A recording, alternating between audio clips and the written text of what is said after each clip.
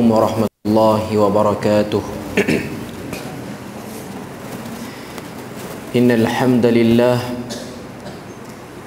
نحمده ونستعينه ونستهديه ونستغفره ونعوذ بالله من شرور أنفسنا ومن سيئات أعمالنا. من يهده الله فلا مضل له ومن يضلله فلا هادي له. أشهد أن لا إله إلا الله وحده لا شريك له وأشهد أن عبده يا أيها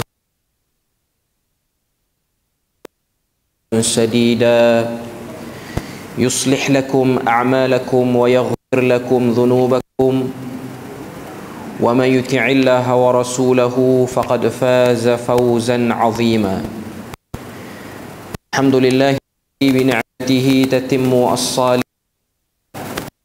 ربنا آتنا من لدنك رحمة وهيئ لنا من أمرنا رشدا. وزكيها وأنت زكاها أنت وليها ومولاها.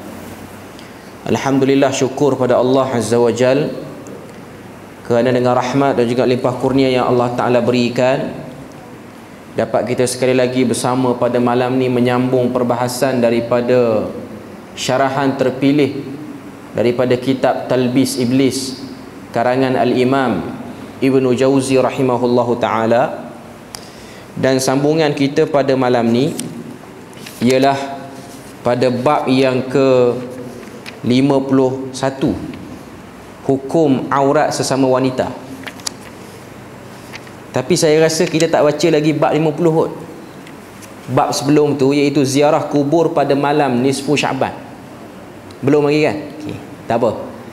Dalam live mungkin dah bagi tajuk yang 51. Tak apa, kita baca sikit yang ziarah kubur pada malam nisfu Syaban.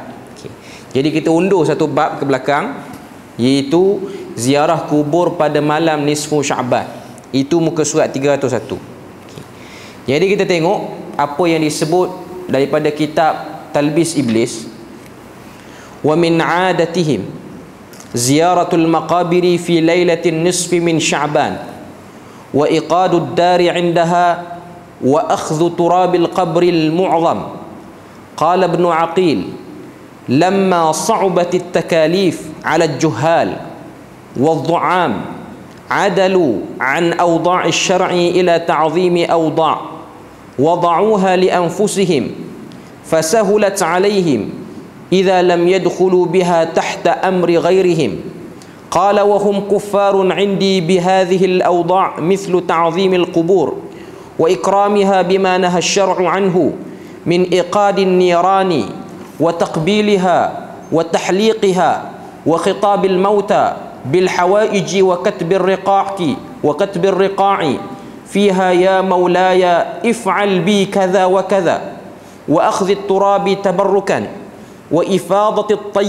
وإفاضة الطيب على القبور وشد الرحال إليها وإلقاء الخرق على الشجر اقتداء بمن عبد اللات والعزى ولا تجد في هؤلاء من يحقق مسألة في زكاة فيسأل عن حكم يلزمه والويل عندهم لمن لم يقبل مشهد الكف ولم يتمسح بآجرة مسجد الميمونية يوم الأربعاء ولم يقل حمالون على جنازته أبو بكر الصديق أو محمد وعلي ولم يكن معها نحاية ولم يعقد على قبر أبيه أزجا بالجص والآجر ولم يشق ثوبه إلى ذيله ولم يرق ماء الورد على القبر ولم يدفن معه ثيابه.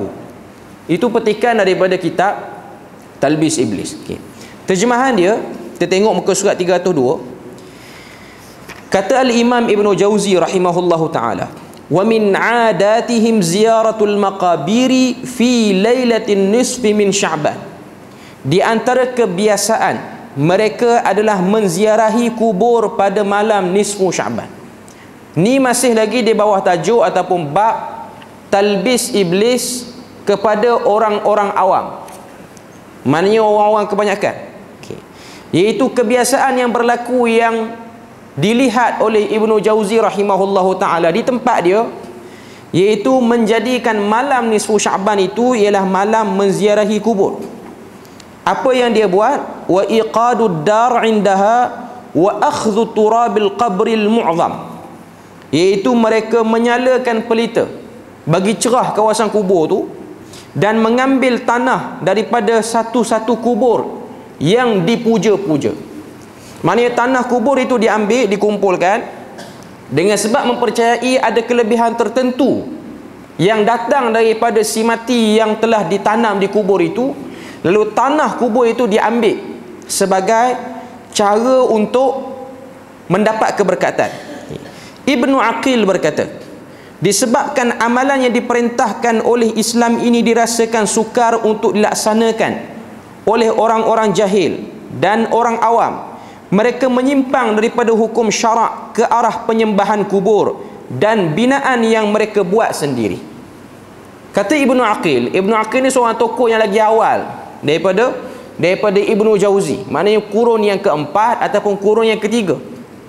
Ibnu Aqil kata, sebahagian orang-orang jahil dan juga orang-orang awam yang melihat syariat ni berat sebab kena belajar, kena faham, kena reti ayat Quran, kena reti bahasa Arab, nak faham hadis Nabi. Jadi mereka rasa syariat ni terlalu berat. Jadi mereka mengambil jalan pintas untuk mendapat pahala, untuk mendapat balasan syurga, dengan mereka menjadikan salah satu daripada perkara yang boleh mendekatkan diri pada Tuhan, iaitu melakukan penyembahan kubur ketika mana ziarah kubur. Ini bab ni kena clear, sebab bab ni pun duk panah lagi dalam 2-3 minggu ni, masih lagi belum clear. Bila mana ada orang petikai satu penulisan daripada satu orang tokoh, iaitu Al-Fadil Profesor Dr. Basri Ibrahim, dia ada terjemah satu buku, nama dia Kuburiyah fil Yaman, Kuburiyun fil Yaman, Al-Kuburiyatu fil Yaman. Buku itu ditulis oleh satu orang tokoh di Yaman yang menceritakan tentang berlakunya satu keadaan yang menyerupai perayaan pada musim tertentu, iaitu menziarahi kubur dengan cara yang melampau. Ambil berkat pada tanah dia, percaya tanah di sini ada kebaikan sekian. Itu yang ditulis dalam kitab Al-Kuburiyatu fil Yaman. Dan kitab itu telah diberi kata pengantar oleh tokoh-tokoh ulama yang hidup sezaman ataupun tokoh-tokoh ulama yang ada pada kawasan itu, tempat itu. Jadi ada sebahagian kelompok yang tak puas hati dengan sebab pendedahan yang ada dalam buku tu dan usaha penterjemahan buku tu ke dalam bahasa Melayu, menyebabkan ada golongan yang rasa tak selesa. Jadi mereka pun membuat hentaman bila mana buku tu diterjemah. Walaupun buku tu tidaklah terjemah secara keseluruhan, tapi dia ambil part-part yang utama. Cuma nak katanya ada golongan yang terasa. Pertama, kita kena tahu, ziarah kubur tidak dilarang dalam agama. Ianya satu benda yang dituntut. Cuma ada ziarah kubur yang betul, ada ziarah kubur yang tak betul. Itu benda kita kena tahu. Ibnu Jauzi menyebut benda yang sama, dan kita pun selalu sebut di sini. Ibnu Jauzi rahimahullahu ta'ala ialah satu orang tokoh yang berakidah dengan akidah Al-Asy'ariyah. Dia bukanlah seperti mana yang didakwa oleh sebahagian orang, dia berakidah dengan akidah salaf. Saya dah nak sebut tentang isu tu. Cuma saya nak katanya, daripada kelompok Asy'ariyah sendiri tidak bersetuju dengan perbuatan ziarah kubur yang melampau-lampau itu. Ziarah kubur tak ada masalah, tapi kalau macam yang disebut dalam buku ni, menyalakan lampu di kuburan, mengambil tanah-tanah dengan tujuan untuk mengambil berkat, maka itu yang ditentang. Kemudian kata Ibnu Aqil pada muka surat 303, maka mereka dapat melakukan hal itu dengan mudah kerana mereka bebas dan tidak berada di bawah urusan dan kawalan orang lain. Orang jahil, orang awam yang buat benda ni, mereka buat dengan bebas sebab tidak ada apa-apa penentangan pun. Menurut pendapatku, itu pada muka surat 303. Ini daripada kata-kata Ibnu Aqil, bukan kata-kata Ibnu Jauzi. menurut pendapatku, kata dia, dengan cara itu mereka sudah menjadi orang-orang kafir. Ini kata-kata Ibnu Aqil yang mentakfirkan perbuatan, bukan mentakfirkan orang. Dia kata situ, menurut aku, menurut pendapatku, dengan cara itu orang itu sudah menjadi orang-orang kafir. Cara tu ialah cara orang kafir. Inilah isu yang hangat baru ni. Bila mana ada orang ni dia petikai, dia kata golongan ni kafir kan orang buat benda ni. Dia ada beza. Takfir ain, mentakfirkan orang perseorangan, dengan mentakfirkan perbuatan yang orang tu buat. Perbuatan dia kafir, tapi kita tak kafirkan orang tu. Sebab yang boleh menghukum kafir itu ialah pemerintah yang sah. Yang tu boleh kafirkan. Okey. Tapi kita boleh sebut amalan ni menyerupai orang kafir. Kebiasaan yang macam ni bukan kebiasaan orang Islam. Ini kebiasaan orang kafir. Tapi si pelaku itu, adakah dia sudah jatuh hukum kafir? Tengok keadaan. Kalau dia terhalang daripada maklumat yang betul, tak dapat pada dia maklumat yang betul, cara ziarah kubur yang disyariatkan, dia tak kafir. Cuma perbuatan dia salah. Dia macam satu orang dia mencuri, dia tak tahu mencuri itu salah, dia tetap salah lah. Okay. Cuma ada beza tanggungan dosa pahala bagi orang yang buat salah dalam keadaan tak tahu, dengan orang buat salah dalam keadaan tak tahu, perbuatannya dihukum salah. Okay. Clear untuk bab tu. Contoh yang paling jelas adalah memuja-muja kubur dan memuliakannya. Mana dia puja kubur dan dia muliakan kubur. Yang jelas ditegah oleh syarak, iaitu dengan menyalakan pelita. Ini contoh-contoh. Menyalakan pelita bagi terang kawasan kubur tu, menguncupkan mengucup, dia je menguncup, kena buang n tu. Mengucup maksudnya cium kubur tu, dan menyapu minyak wangi di atasnya. Maknanya cium batu nisan, cium kepuk dia tu, cium pintu makam, itu semua termasuk dalam perbuatan takbil, iaitu mengucup ataupun mencium. Dan juga meletakkan minyak wangi di kawasan perkuburan. Menyeru orang-orang mati bagi memohon hajat, dan menulis di atas kertas dengan menyatakan, wahai tuanku, lakukan sesuatu untuk hajatku ini. Maknanya kepada si mati tu, dia letak satu kertas, dia tulis atas kertas tu hajat dia, dia pun selit dekat mana-mana celah-celah tempat yang memagari kubur itu. Perbuatan ni biasa bagi setengah-setengah tempat yang ada kubur-kubur yang hebat. Kalau kita tengok di Yaman, pengalaman saya sendiri, saya pernah pergi duduk di Yaman sekitar tahun 2010 ni, memang benda tu biasa. Sebab yang melakukannya itu daripada kalangan orang-orang yang jahil, orang-orang yang tak tahu apa. Pergi ke Mesir, di Masjid Husain di Qahirah, yang dikatakan situ adanya kepala Sayyidina Husain bin Ali, cucu Nabi. Di situ ada orang berteriak, ada orang menangis, ada orang letak kertas, ada orang selit macam-macam. Sebab percaya tempat itu mustajab, dan buat benda tu memudahkan urusan dia untuk menyelesaikan permintaan dia ataupun hajat dia. Okey. Juga mengambil tanah kubur untuk mengambil berkat. Ini biasa. Memercikkan minyak wangi ke atas kubur, bersusah payah pergi dari jauh untuk menziarahi kubur. Yang ni saya pernah tengok daripada pengalaman sendiri ketika mana di Yaman dulu, di kawasan nama dia Sa'dah. Sa'dah ni kawasan luar sikit daripada Sana'a. Di situ ada beberapa kubur yang diagung-agungkan. Antaranya ialah kubur Imam Hadi. Imam Hadi ni tokoh besar di sisi Syiah Ismailiyah. Dan Syiah Ismailiyah ni, dia punya penganut dia yang berpegang berfahaman dengan Syiah Ismailiyah ni paling ramai di mana? Di India dan Pakistan. Jadi mereka ni bermusafir daripada benua India pergi ke Yaman untuk pergi menziarahi kubur Imam Hadi di Sa'dah tu.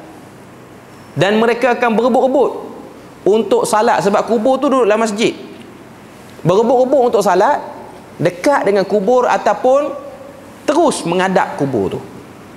Dan mereka semua tu penganut ataupun yang berfahaman Syiah Ismailiyah ni, mereka semua tu kalau tuan-tuan tengok sekali imbas, orang-orang yang sangat santun, baik, elok. Dia orang datang dengan pakai jubah, dengan pakai pakaian warna putih. Bahkan ada yang datang naik kursi roda, dan ada orang usung daripada bawah, sebab masjid tu dia tinggi di atas bukit. Masjid tu bukan masjid Syiah, masjid tu masjid Sunni. Masjid tu ada kuliah macam biasa. Syekh-syekh yang mengajar dalam masjid tu pun beritahu perbuatan tu tak betul, tapi dia orang tak peduli pun. Dia orang nak buat juga benda tu. Okey. Jadi dalam buku ni dia kata, bersusah payah pergi dari jauh untuk menziarahi kubur, melemparkan baju-baju yang dikoyakkan bagi tujuan ritual pada pokok, demi mengikuti orang-orang yang pernah menyembah berhala Al-Lat dan Al-Uzza.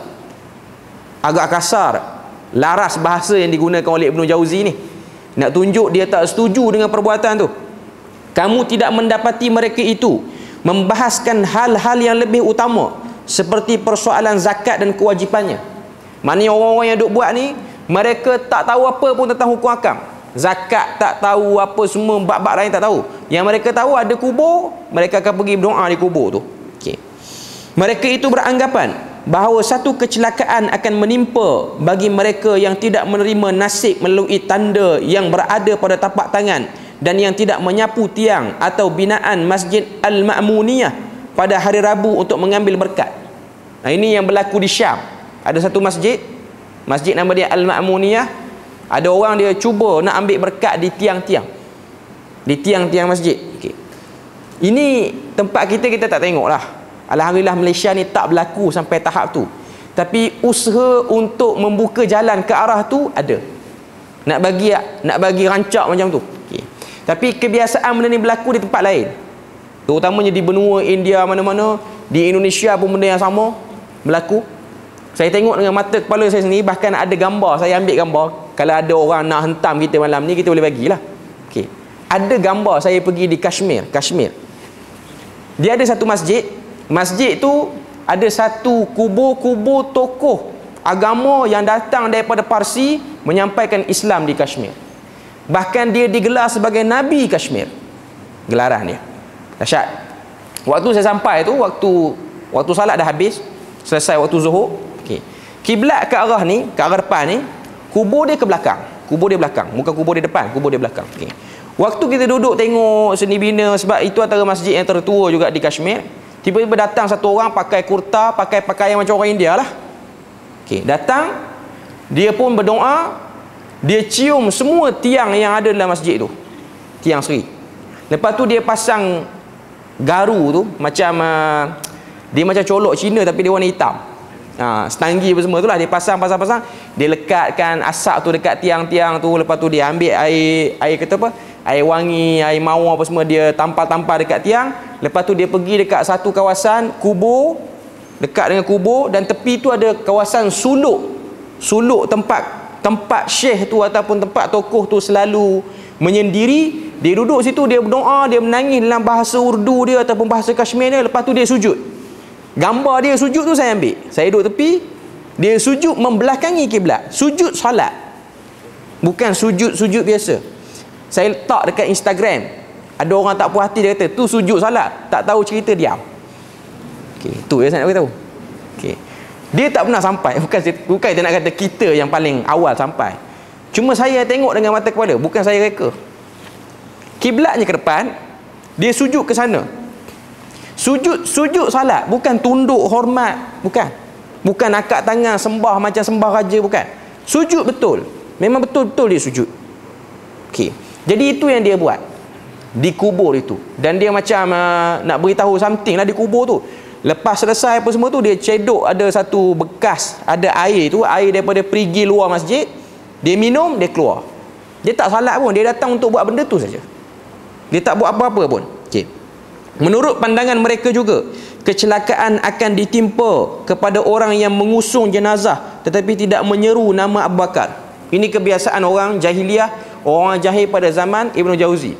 Waktu nak turunkan jenazah tu daripada rumah nak pergi ke tanah perkuburan, kena seru nama Nabi Muhammad, kena seru nama Abu Bakar, dan juga kena seru nama Ali bin Abi Talib untuk mengambil keberkatan mereka. Juga kecelakaan bagi orang yang tidak meratapi kematian. Masyarakat Melayu kita tak berlaku yang ni. Cuma masyarakat Melayu kita ni dia berlaku lain sikit fashion dia ataupun hai'ah dia tu. Dulu, orang-orang dulu kita tengok, bila mana nak turunkan jenazah yang dah siap di kafan, dah siap semua benda dah nak pergi ke perkuburan, sama ada nak pergi tu dengan cara berjalan usung orang ramai-ramai ataupun buat masuk dalam van setengah-setengah tempat.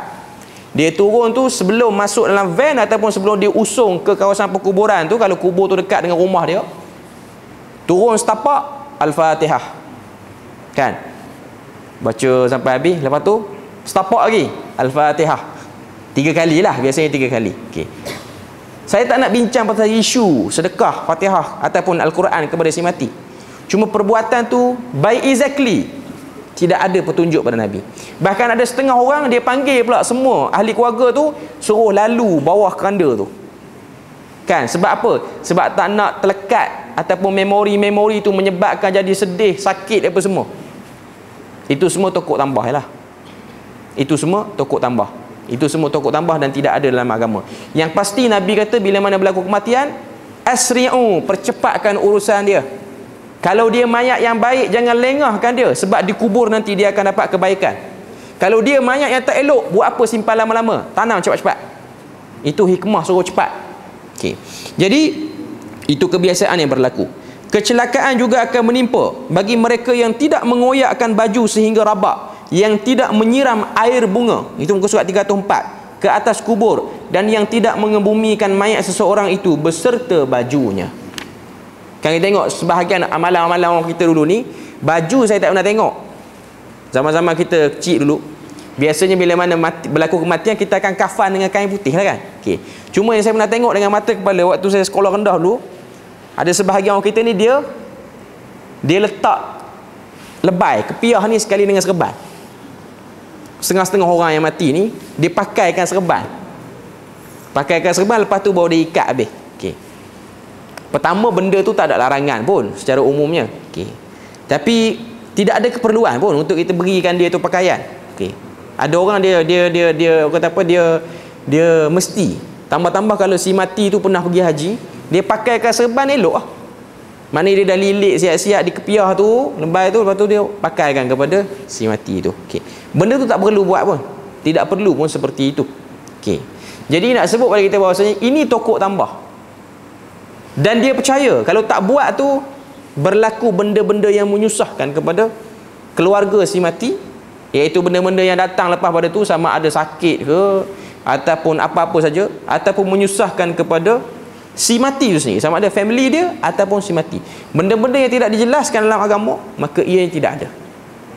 Maka benda tu termasuk daripada orang kata apa, kepercayaan yang tidak bersandar kepada dalil yang jelas ataupun bersandar kepada maklumat yang benar. Tidak berlaku benda tu dalam dalil-dalil agama, tidak disebut. Okay.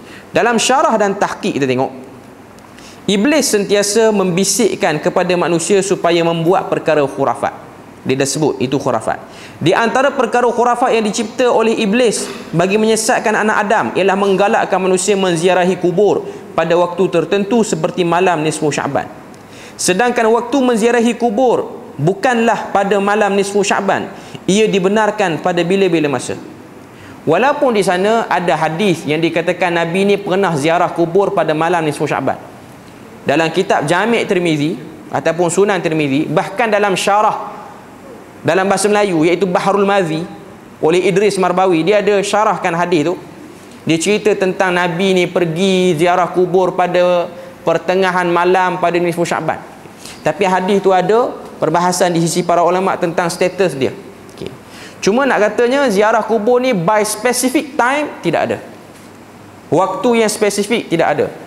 Mana-mana orang dia nak ziarah kubur, dia boleh pergi ziarah bila-bila masa sahaja dan dia nak ziarah. Cuma dalam hadis menunjukkan Nabi ni kalau ziarah, biasanya Nabi ziarah pada waktu malam. Itu kebanyakan hadis menunjukkan macam tu.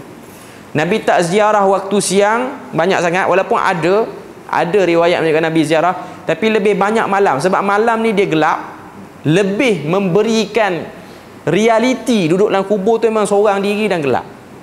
Dan tak perlu buat apa-apa pun, just sampai situ baca doa, beri salam, dan kita ambil masa kita nak duduk lama mana di situ. Selama mana kedudukan kita tu tidak memberi apa-apa pandangan pelik orang terhadap cara kita duduk tu, tak apa, tak ada masalah pun. Sebab tu kalau kita tengok dalam hadis yang diriwayatkan oleh Imam Ahmad, Nabi cerita tentang beberapa orang lelaki daripada Bani Israel yang pergi ziarah ke kubur pemuda. Pergi ziarah kubur, tujuan dia apa? Tujuan dia nak tahu macam mana orang tu mati. Orang mati ni macam mana sakit dia mati. Dalam hadis tersebut Nabi kata nafaran min Bani Israel, sekumpulan lelaki daripada Bani Israel. 7-8 orang pergi ke kubur. Sampai di kubur, dia orang salat, dia orang berdoa, tapi taklah menghadap kubur. Dia orang salat berdoa, minta pada Tuhan, ya Allah, keluarkanlah mana-mana orang yang dah ditanam di kubur ni untuk cerita pada kami sakitnya mati tu macam mana. Berani betul lah ni. Okay. Bila mana dia orang duk berdoa, Allah Ta'ala takdirkan doa dia orang tu makbul, dan akhirnya terbelahlah satu kubur. Bila mana kubur tu terbelah, keluar satu orang daripada lubang kubur tu dengan kesan tanah yang banyak di badan dia, kecuali di dahi dia. Di dahi itu terang, cerah, ada cahaya di dahi. Lelaki yang keluar pada kubur tu, orang yang keluar pada kubur tu, dia kata pada lelaki-lelaki, pemuda-pemuda ni, wahai sekalian manusia, kenapa kamu minta pada Tuhan untuk dikeluarkan aku daripada kubur? Dan aku minta pada kamu supaya kamu minta sekali lagi dengan Tuhan untuk kembalikan aku dalam kubur, bukan dengan cara didatangkan malaikat maut, cabut balik nyawa aku, lepas tu aku masuk balik dalam kubur. Lalu lelaki yang mati tu, sebahagian riwayat Israeliat kata lelaki tu dah mati 1000 tahun, ada riwayat kata 100 tahun. Poin dia lah, dia dah mati lama dah. Okay. Jadi lelaki tu kata, lelaki yang mati tu lah yang keluar dari kubur tu, dia cerita pada pemuda-pemuda ni, dia kata tidak ada yang paling sakit yang aku rasai daripada saat awal kematian sampai sekarang, maknanya dah 100 tahun mati ni, melainkan tercabutnya roh daripada jasad aku. Rasa sakit tu dah 100 tahun dah, maknanya dah 100 tahun dah mati, tapi rasa sakit tu belum hilang. Lalu Nabi pun kata, hadithu an Bani Israel wala haraj, ceritalah daripada cerita Bani Israel selama mana cerita tu okey, tak ada masalah. Cuma tinggal lagi kita nak buat ke tak lah. Okay. Tak jalan kot kalau buat yang tu. Okay. Okay. Cuma nak katanya, kalau jadi benda macam tu, kena tangkap dengan pejabat agama lah kita.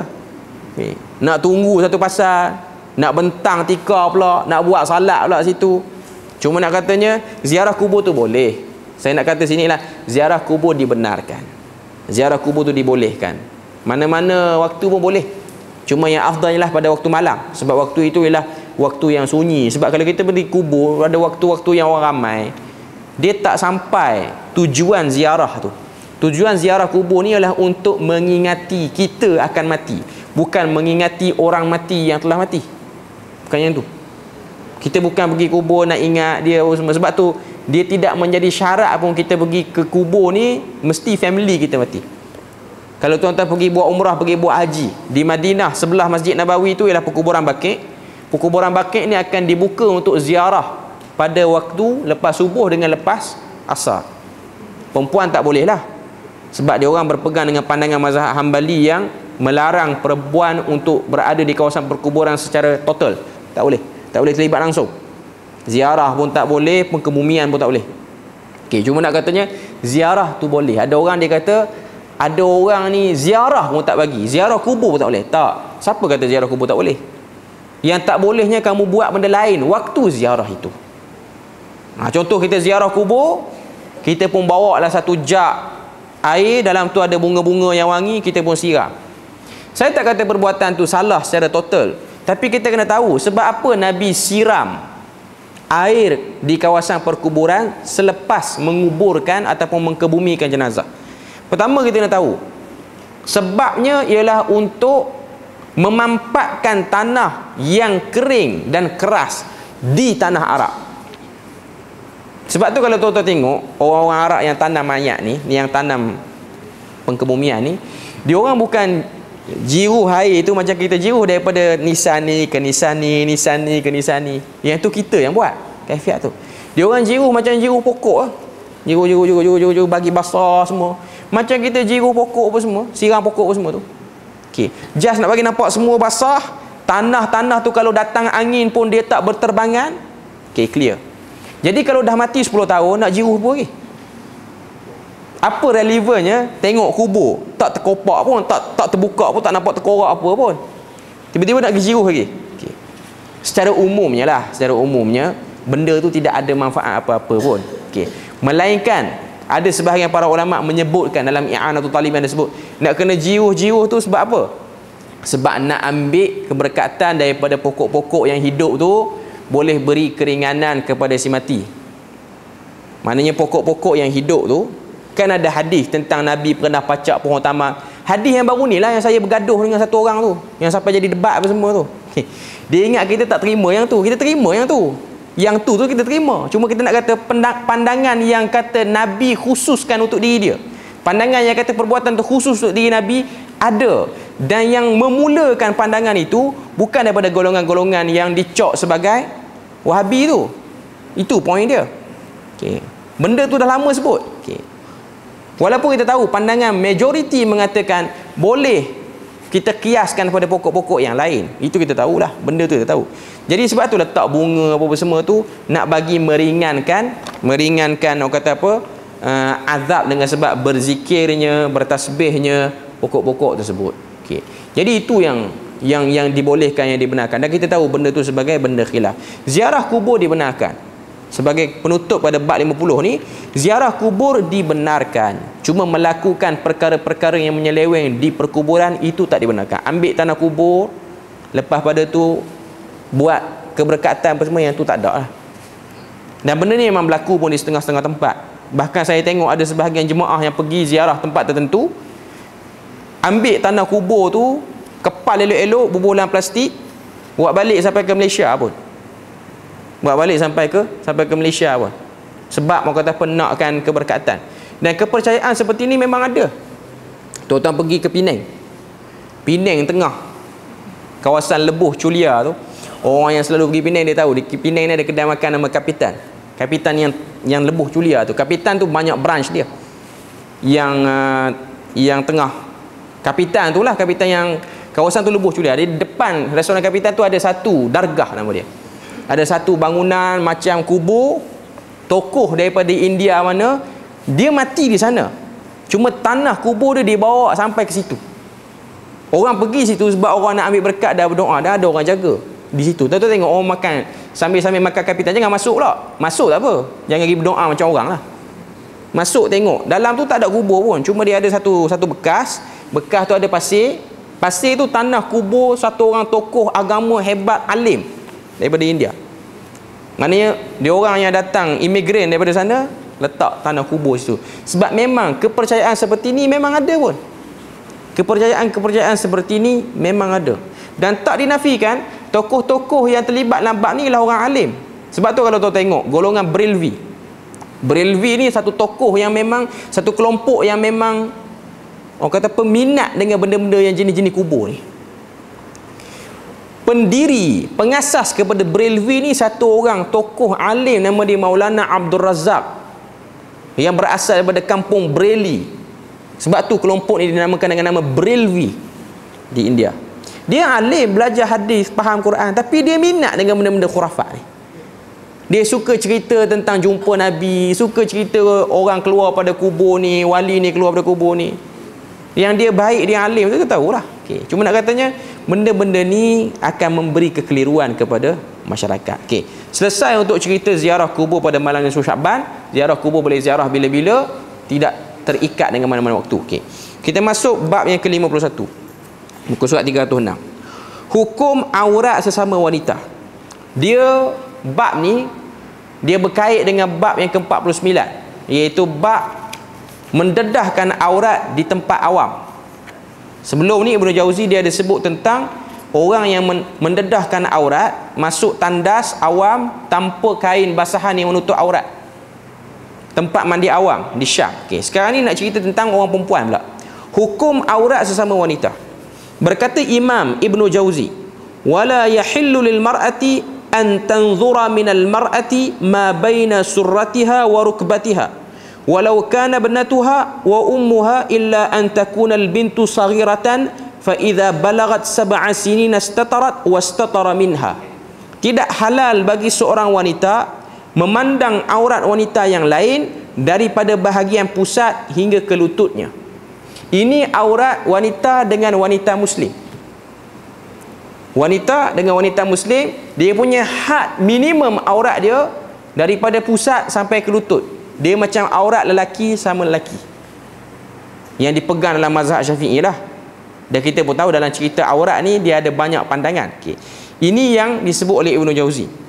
Dia kata, walau kana banatuha, walaupun perempuan dengan perempuan itu hubungannya ialah ibu ataupun anak perempuan. Maknanya seorang ibu dengan anak perempuan dia, dia punya aurat dengan anak perempuan dia yang dah baligh ialah antara pusat sampai ke lutut.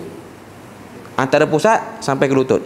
Kecuali jikalau itu adalah anak perempuan, apabila umurnya mencapai 7 tahun, maka anak perempuan itu perlu menutup aurat supaya ia tidak dapat dilihat. Maknanya kalau budak perempuan yang bawah daripada usia baligh, itu tak ada isu. Sekarang ni ialah isunya ialah pada perempuan yang sudah sampai usia baligh, dia dengan perempuan-perempuan muslim yang lain. Maknanya dia dalam rumah tak ada lelaki lain, dia dengan mak dia, dia dengan adik-beradik perempuan dia, dia dengan kata apa sepupu-sepupu perempuan dia, dia dengan perempuan-perempuan muslim yang lain. Aurat sama-sama perempuan muslim ni antara pusat sampai ke lutut. Tapi kita tak buatlah benda tu. Kan? Takkan nanti ada orang tanya, kalau macam tu pakai seluar 3 suku okey kot, tak payah pakai baju. Tak payah tanya lah yang tu. Orang tak buat pun benda tu. Tak ada orang buat pun. Okey, maknanya itu had minimum lah. Itu had yang minimum. Orang tak buat benda macam tu. Maknanya adat kebiasaan kita tak pakai macam tu dalam rumah kita. Okey, walaupun kita tahu had minimumnya lebih daripada tu, kurang daripada tu lagi lah. Okey. Yang jadi isu aurat perempuan muslim dengan perempuan bukan muslim ataupun orang kafir. Para ulama berbeza pandangan dalam isu ni. Ada yang mengatakan orang perempuan Islam dengan perempuan kafir, kafir itu pula bagi dua, kafir zimmi dengan kafir harbi. Saya sebut satu-satu. Had aurat perempuan Islam dengan kafir zimmi. Kafir zimmi ni kafir yang tunduk patuh dengan peraturan bila mana dia berada di negara orang Islam.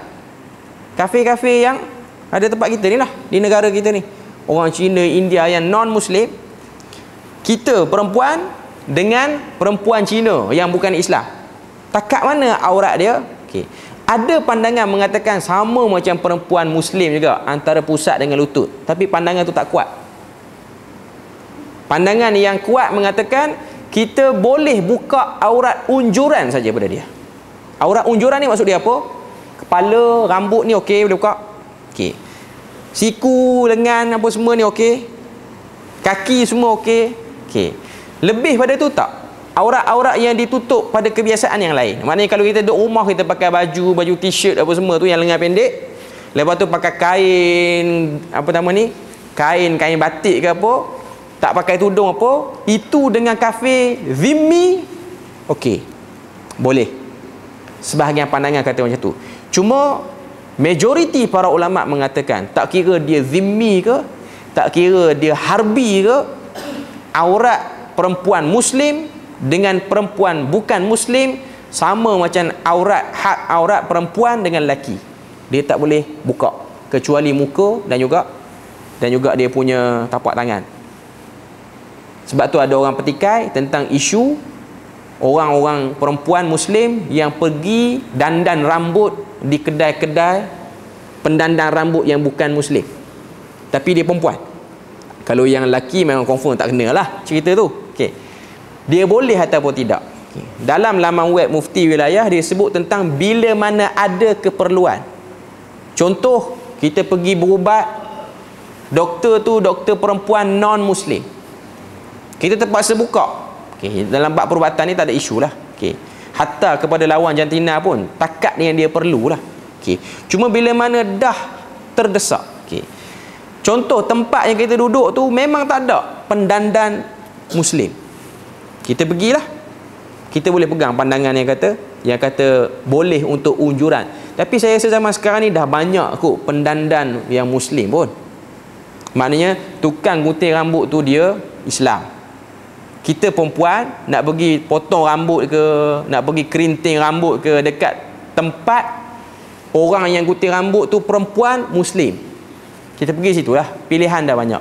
Walaupun kita pergi, kita tengok dia pun tak pakai tudung, tak apalah, itu isu lain. Okay. Kadang-kadang dia pun terima yang lelaki. Kan ada setengah-setengah tempat Muslim pun, dia pun gunting rambut lelaki, kemas lagi pada kedai gunting rambut lelaki pun. Ramai pula orang lelaki pergi. Okay. Kita taklah gunting sekali, maknanya kursi sebelah tu pun lelaki. Kita pergi yang tertutup lah. Isu yang sama, bila mana orang tu pergi spa ke, pergi berurut ke, sama saja. Okay. Jadi untuk isu ni, saya tak nak baca syarah dia. Yang nak disebutkan oleh penulis dan juga yang syarahkan ni, iaitu Dr. Zahiruddin, ialah mengambil berat. Orang awam ni dia kurang sikap mengambil berat tentang isu aurat bila mana dia bergaul sesama orang-orang dekat lah. Okay. Contoh bila mana musim perayaan, aurat di antara ipar ni, ada orang dia tak berapa ambil kisah sangat. Dia buka tudung di hadapan abang ipar dia dan adik ipar dia perempuan. Itu tak boleh. Dia buka aurat-aurat unjuran dia di hadapan ipar dia. Sebab tu ada hadis Nabi sebut ipar itu ialah kematian. Benda tu boleh buka kepada, walaupun ada orang dia kata, saya tengok abang ipar saya, kakak ipar, adik ipar saya okey je. Okey, isu lain. Tapi ini ialah syariat. Ini ialah syariat. Dan kita tak tahu bisikan syaitan ni macam-macam. Bisikan syaitan ni macam-macam. Cuma saya nak katanya ialah bercakap tentang bab aurat ni, ianya benda yang serius dan ianya perlu diambil perhatian oleh kita. Maknanya kita kena jelas dalam bab ni. Dan zaman sekarang kalau kita tengok musim-musim perayaan zaman sekarang ni, dia dah tak macam dulu. Orang dulu kalau balik beraya ni, dia akan balik tidur satu rumah, semua ada dalam tu. Adik ipar ada, kakak ipar ada, adik beradik ada. Sekarang ni orang ramai kalau balik beraya, orang prefer sewa hotel juga. Saya tahu tu sebab kalau saya balik Pantai Timur memang hotel penuh juga. Hari raya pertama pun penuh, hari kedua penuh, homestay pun penuh. Orang tak duduk dah rumah induk tu, maknanya rumah mak ke, tak duduk. Sebab sebahagian orang dia nakkan privacy. Kalau dia nak jaga bab tu, okey. Dan mak ayah dia kena sedar dalam bab ni. Kadang-kadang rumah-rumah lama, rumah-rumah orang tua yang lama, rumah-rumah kampung lama, dia tidak ada ruang privacy yang cukup untuk tutup benda tu. Jadi mak dan ayah dia kena faham lah.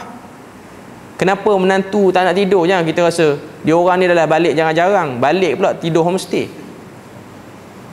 Kadang-kadang kita kena faham isu tu.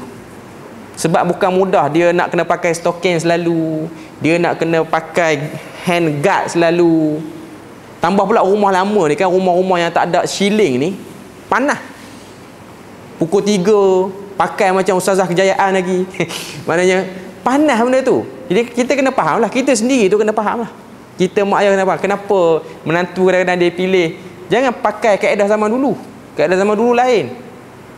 Sebab orang ingat zaman-zaman dulu tak ada isu. Orang-orang, setengah-setengah orang ni, maaf saya sebut sikit, ada setengah orang dia rasa macam, alah zaman dulu orang tak pakai tudung, okey. Zaman dulu cerita zaman dulu. Syariat dia tak berubah. Kan kalau tengok cerita Piramli kan, rambut orang perempuan dalam cerita Piramli pun dahsyat-dahsyat. Tinggi macam gunung sekian-sekian. Zaman dulu pakai dengan gaun buka sampai sini, dahsyat zaman dulu. Cuma zaman dulu cerita orang rogo orang tak hangat macam sekarang.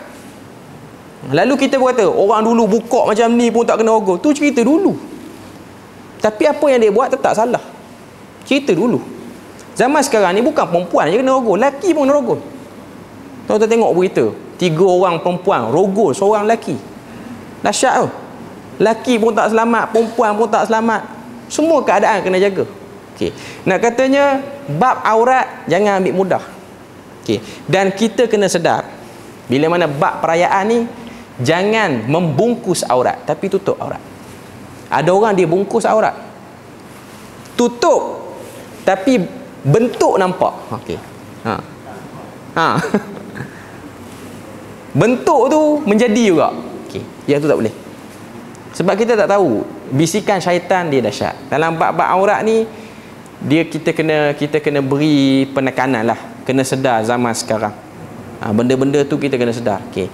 Jadi kalau orang dia nak, sebab tu saya rasa lah orang Islam ni dia kena ada satu model rumah yang bagus supaya dia ada privacy.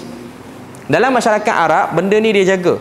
Tak semua orang Arab macam tu, tapi kebanyakan saya tengok rumah-rumah orang Arab ni dia memang pisahkan dengan pemisahan yang jelas antara lelaki dan perempuan dalam rumah pun. Maknanya dia punya ruang tamu tu dalam bilik.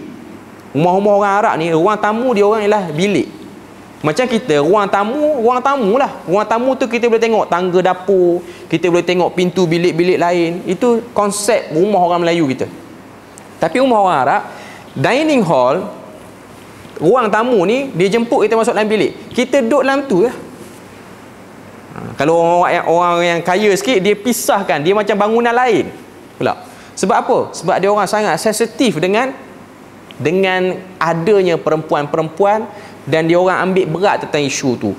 Tuan-tuan boleh bayang kalau ruang tamu yang terbuka, ada anak menantu kita, lepas tu ada tetamu yang datang beraya apa semua, dia nak pergi ke tandas. Kalau rumah-rumah lama kan dia bukan ada bilik air tandas ada dalam bilik terus. Jadi nak pergi tu kena lalu dapur, dia pun nak kena tutup dengan tuala. Benda-benda tu dia privacy. Walaupun ada orang alah apa payahnya, tutup je lah. Okay. Tapi alangkah baiknya kalau benda tu tak berlaku langsung, lagi baik. Itu lebih tertutup, itu lebih terjaga, itu lebih aman daripada fitnah. Itu lebih aman bagi orang yang mampu lah. Saya tak kata semua kena rombak rumah lepas ni, semua kena rombak, kena buat macam tu, tak pun. Cuma saya kata kalau ada setengah anak menantu yang dia pilih nak tidur rumah lain, dia nak datang ziarah raya ni, dia tak nak tidur rumah kita, kita faham lah, itulah isunya. Isunya ialah dia tak nak aurat dia terbuka di hadapan ipar-iparnya ataupun tetamu-tetamu yang tak sepatutnya tengok aurat dia tu. Jadi itu benda ataupun perkara yang kita kena faham. Okay. Kemudian apa lagi yang disebut dalam ni? Muka tak ada apa dah kot untuk kata apa, untuk syarah tu dah clear. Kita masuk sikitlah bab yang ke-52. Bab 52 ni pendek ya. Muka surat 311. Tidak salat kerana najis bayi. Okay. Berkata Imam Ibn Jauzi, waqad tahtajju binajasati fi thawbiha min bauli tifliha wa hiya taqdiru ala ghaslihi walau aradat al-khuruj ila at-tariq la tahayyat wasta'arat wa innama hana 'indaha amru as-salah wa qad la ta'rifu min wajibat as-salati shay'an wa la tas'alu wa qad yankashifu min al-hurrati ma yubtilu salataha wa tastahinu bihi. Maksud dia apa? Ada di antara mereka yang tidak salat dengan alasan pakaiannya terkena kencing anaknya, namun sebenarnya dia mampu mencuci najis itu. Padahal jikalau dia hendak keluar rumah, dia akan bersemangat untuk mempersiapkan diri.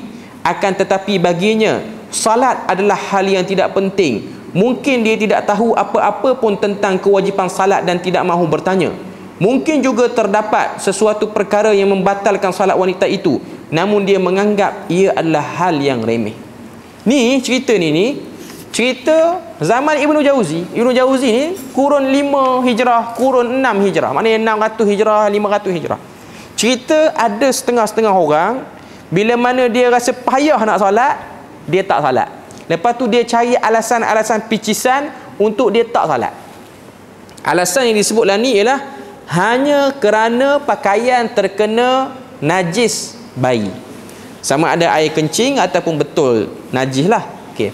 Pertama kita dah tahu bayi yang kurang pada usia 2 tahun masih lagi menyusu, cara nak menyucikannya taklah serumit bayi-bayi yang selepas pada tu ataupun budak yang lepas pada tu. Okay. Cuma saya nak kata dengan zaman sekarang, seakan-akan alasan-alasan tu dah tertutup, melainkan kita je malas. Itu saja. Kita saja yang malas. Tambah zaman sekarang dah ada pampers, tak ada isu. Isu ni tak ada. Zaman dulu okeylah pakai cawat. Cawat tu tak ketat, boleh menyebabkan air kecing tu terkeluar, boleh menyebabkan najis budak tu keluar. Okey. Boleh kena atas baju, boleh kena atas pakaian mak dia. Tapi zaman sekarang tak ada pun. Yang lagi dahsyat, mak dia tak pegang pun, ayah dia yang pegang. Tiba-tiba dia yang tak salat. Okey. Dia tak kena air kencing apa pun, dia tak kena tahi apa pun, yang kena ayah dia. Okey. Tapi mak dia, saya tak boleh solat sebab budak tu kencing. Budak tu kencing bukan atas baju dia.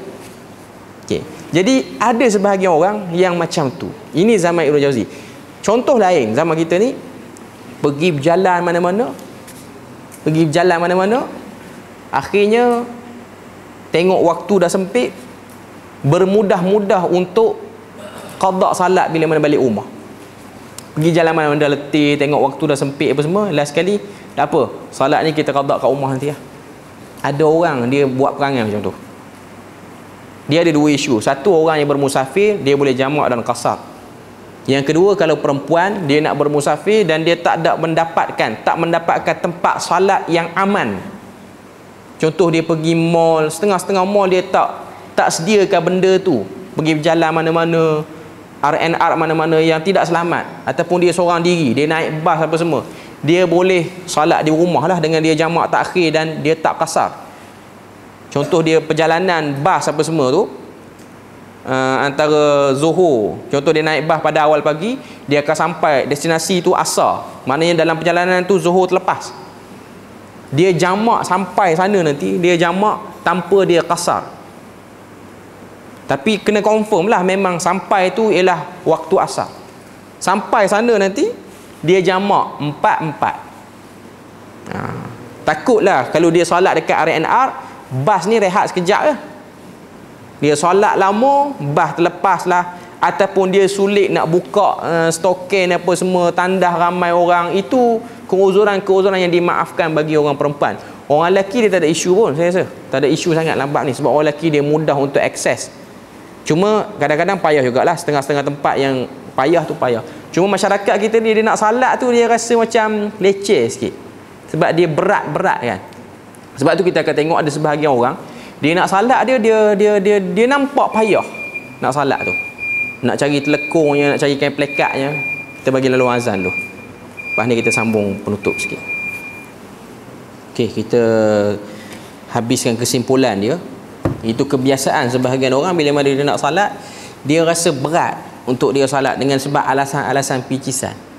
Ada sebahagian orang lelaki dia tak nak salat kalau pergi musafir mana-mana, alasan tak bawa kain plekat. Ada orang macam tu. Ataupun sebahagian orang perempuan dia tak bawa telekung, dia tak nak salat. Okay.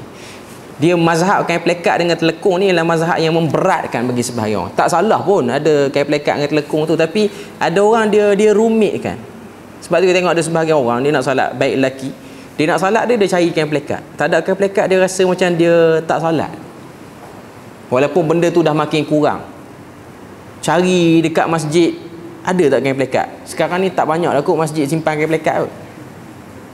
Dia lebih yakin kain plekat masjid yang tak basuh berapa tahun tu pada seluar dia yang baru basuh semalam. Ada orang macam tu. Pergi dekat ampayan tu confirm bau, tapi dia pakai yang tu juga. Dia rasa suci yang tu. Okay, sama juga dengan sebahagian perempuan pakai telekung. Telekung tu entah siapa pakai. Boleh jadi lelaki pakai nak rompak handbag orang boleh jadi. Okay. Cuma nak katanya sebahagian orang dia rasa aman. Okay. Tak perlu pun. Benda-benda seperti itu selagi mana dia boleh dimudahkan, dia mudahkan. Cuma masyarakat Melayu kita ni dia proper lah sikit lambat ni. Di negara-negara lain benda tu normal. Sebab tu kita akan tengok bila mana masuk waktu salat, dia orang akan salat di tepi-tepi jalan. Orang Malaysia ni tak boleh. Kalau salat tepi jalan nanti orang kata kerajaan bagi duit buat masjid, dia nak salat tepi jalan. Kan orang Malaysia kita kan jenis mulut power sikit. Okay. Orang dah invest duit punya banyak buat masjid, kubah bagi bentuk Aladin lagi, pun nak salat tepi jalan. Okay. Okay. Itu bab memudahkan orang. Bab memudahkan orang. Maksudnya benda tu tak perlu kita rasa janggal, tapi dia take time lah. Tak semua orang boleh terima lagi. Okay. Jadi alhamdulillah kita selesai untuk bab yang ke-52. InsyaAllah nanti akan datang kita akan sambung bab yang ke-53, menggugurkan anak ketika sedang hamil. Kebiasaan sebahagian orang awam. Gugur anak ni dengan sebab tak ada duit nak jaga. Nanti kita akan bahas pada minggu akan datang lah, minggu-minggu seterusnya. Subhanakallahumma wa bihamdik, asyhadu an la ilaha illa anta wa astaghfiruka wa atubu ilaik. Wassalamualaikum warahmatullahi wabarakatuh.